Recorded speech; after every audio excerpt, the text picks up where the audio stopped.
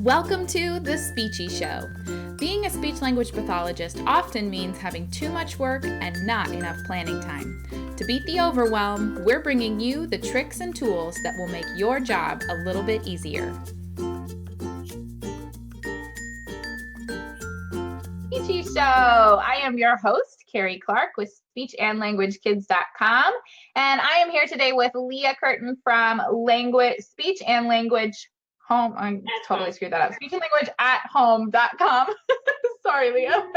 But we're talking today about how to save money on your speech therapy materials. So welcome, Lia. Thank you for joining us today. Thank you so much. So glad to be here. We're excited to have Lia back for her second Speechy Show. What did you talk about last time? Do you remember? Early intervention. Yeah. So if you need that one, you can definitely go back in the archives on speechandlanguagekids.com and find that. That one's in there.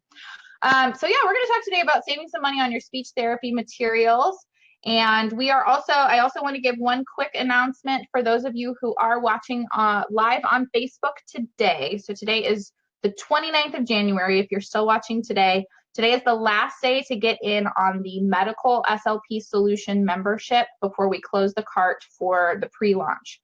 So we're doing pre-sales right now for our new membership. It's all about supporting you as a medical speech-language pathologist. So if you're working in the medical field, even if you're just doing some PRN work on the weekends, it would be a great resource for you. We're going to be answering questions. We're going to be doing trainings and providing you resources.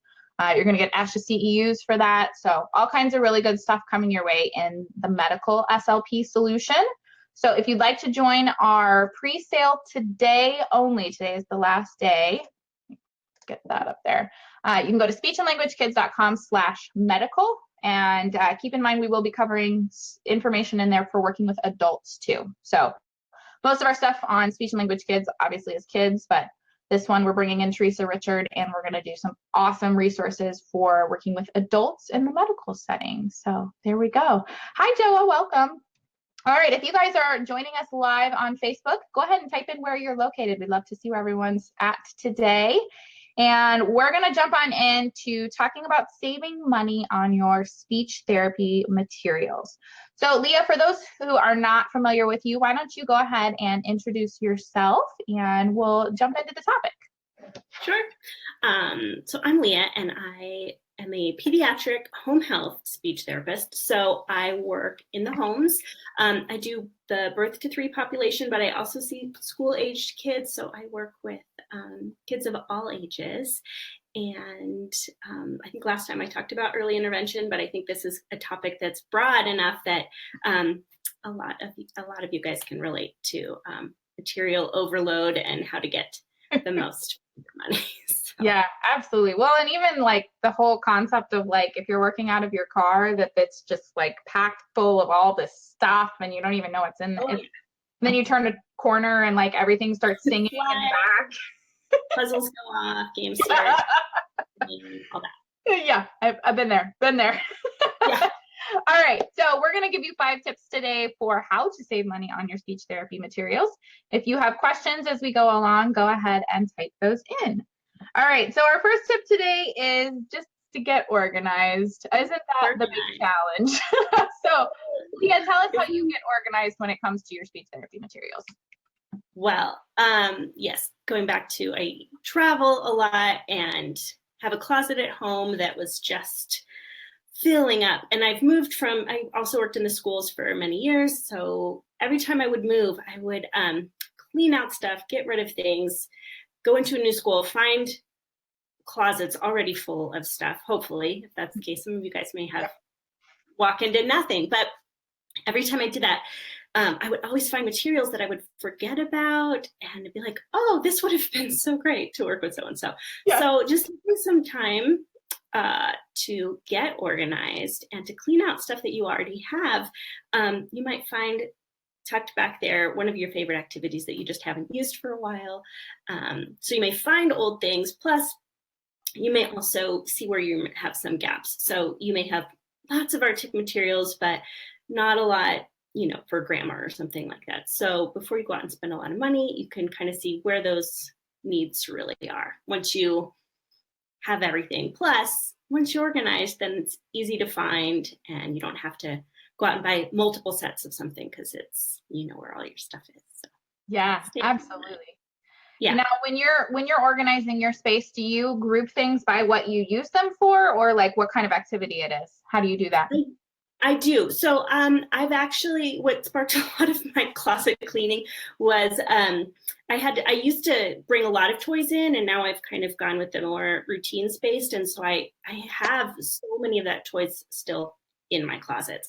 And I have tubs that are by theme, all my farm stuff together, pirates. So I have like tubs of themes, bookshelves of games, and then all my Arctic stuff together and phonology stuff together. So depends on what the material is, if it's things I've printed or just games, which is what we'll talk about next because that's my favorite. Yeah, let's do it. Okay, so let's talk about how we stick to the basics here because that can be so helpful for this.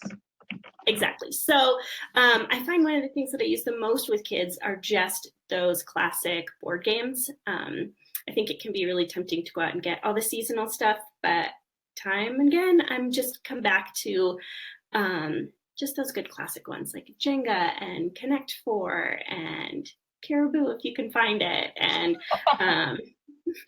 Kerplunk and Zingo and all of those games, which you can easily adapt for any season. And kids seem to always really love those games. They can work on any goal. And so if you're looking for what kind of materials to buy, I think classic games are always a good place to start. Yeah. Well, I mean, I know that minimalism is a buzzword right now, but I think it's a buzzword for good reason because when we have less clutter, our minds are less cluttered. So if you have a billion different games because they all like go with different seasons and different themes, you're going to drive yourself crazy trying to find everything you need. And you're going to end up just using the same ones over and over again anyway. And the other ones will be in the back closet. So I like the idea of just having your set of games that you can use for anything. Yeah. And you can rotate through them. I mean, I know kids get tired of things, but then they get excited when they recognize something that they've played before and they're like, oh yeah, I want to do that again. So kind of that repetition is good too. You don't have to go back and maybe be ready for, multiple directions or something the next time you play it again. So you can kind of build on those games too. Yeah. Well, and repetition is so key for the kids we work with. We forget that sometimes and we feel like we have to do something new and exciting every time, especially when you're a new clinician and you feel this pressure to have this exciting lesson plan every time. And that's just not reasonable, nor does it necessarily help our students either. And they may have those games at home too. So that just helps with carryover. If they see something, if you pull out this crazy, amazing thing that you've worked so hard building and they never see it again, they don't have that opportunity to carry it over. So classic games are great. Absolutely. I love it. Okay, so let's talk about how you can borrow materials to kind of supplement this basic set of materials that you already have. Yeah, so I know we are all working in different settings and there's so many resources out there that already exist that we don't always have to start from scratch or come up with something new. Talking to other people if you're in a school district or in your setting, and open up those lines of communication. Just say, hey, does anybody have something I can work on this? Maybe start a little resource library of things that you guys can swap back and forth. Or if you're in a school, you can go to your own school. I mean, a lot of times libraries or public libraries will have games that you could just check out, obviously books that you can check out. So there's a lot of resources already out there available that you don't have to collect on your own. You can share them with other speech people and teachers. Going into the classroom, if there's a game or an activity that the teachers have done before, or families if you work in homes, using games and materials that the kids have already seen and already used, bring those into your sessions and you already have an activity. Yeah. Well, that's why the big push right now in EI is to use the materials that are already in the home because they're going to use that again. The parents will then know how to use that with them to support communication and whatever you're doing. And I especially love this in the older grades for communication, or not communication, that's all communication, but social skills. Because if you bring a game that's already in the classroom that they have the choice to use at free time, and you bring it into the therapy session and teach the child how to communicate with others using that material, then they're going to be more successful back in the classroom when they have free time and they say, oh, I know this one, Miss Leah taught me how to use that, so now I can use it. So I love that. Or in preschools where kids may not really understand how to play with toy, sitting down and modeling that play with the materials that they may not choose themselves because they don't really understand them. So using what they have in the classroom, being that support for modeling is also another good strategy.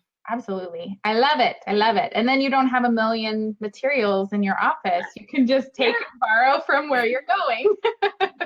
That's good.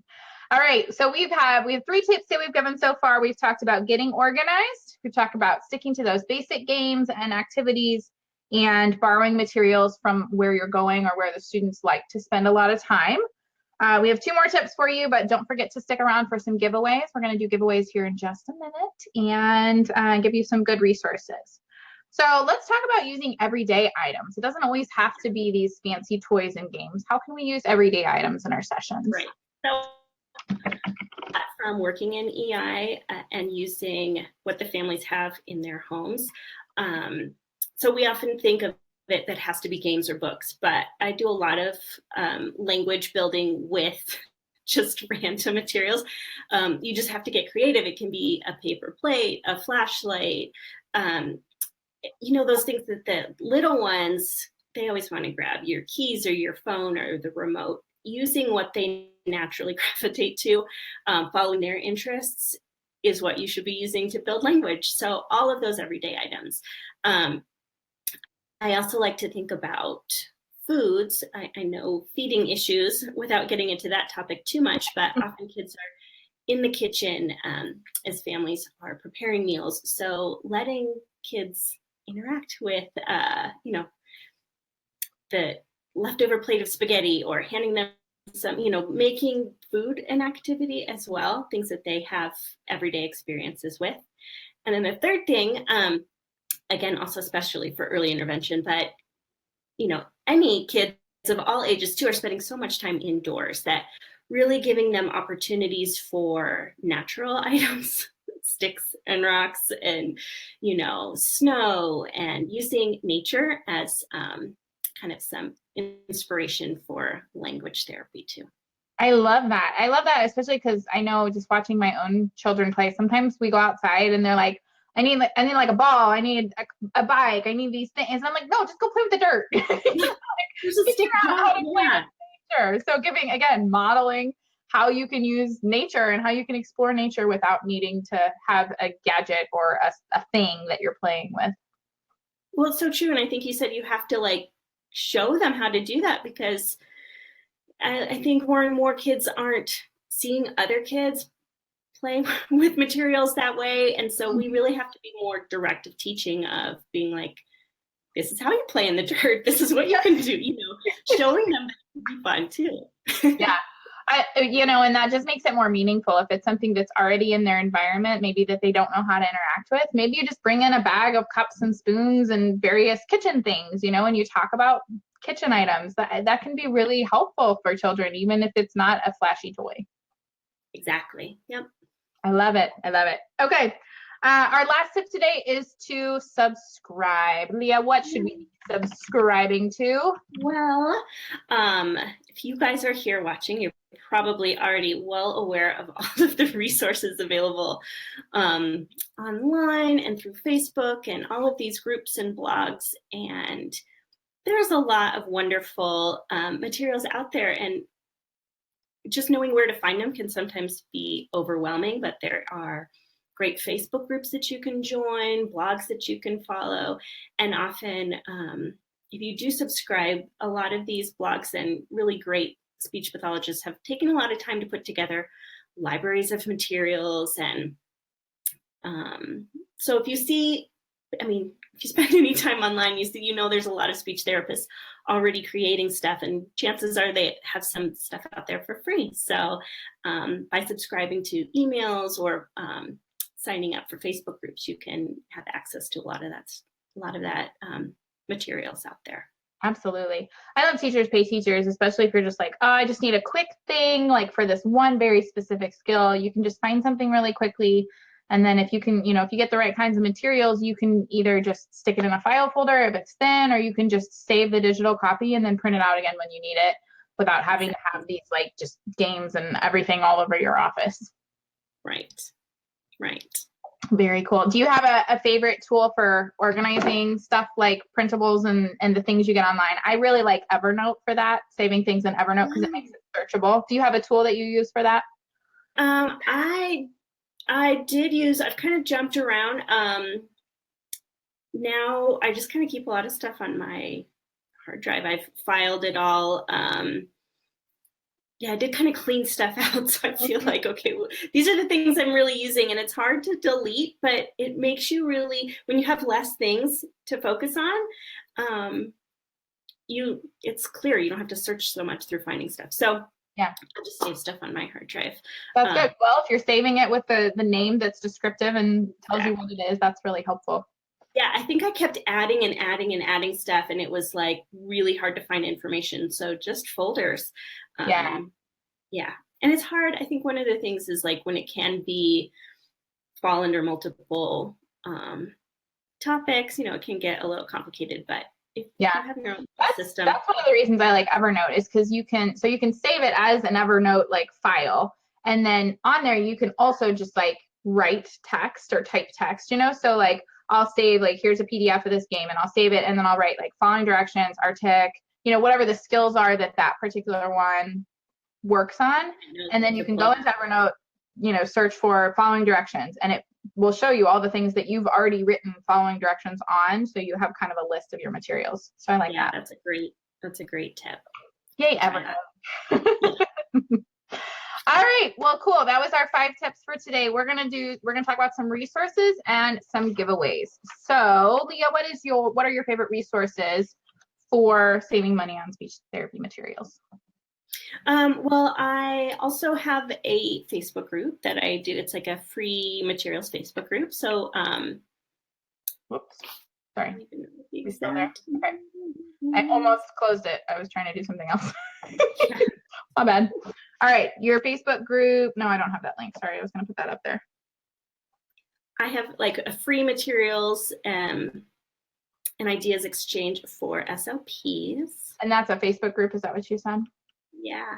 Okay, I'll just type that up here. Free materials and ideas exchange. So you can go on Facebook and search for that, and you'll find that group. So that's a really good resource.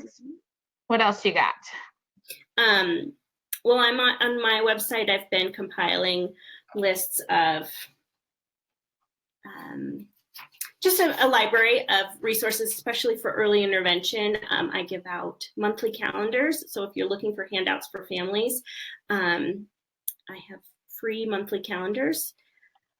All right, tell me your website again. That you can share with your families, and they're now in Spanish too, which is pretty awesome. Nice.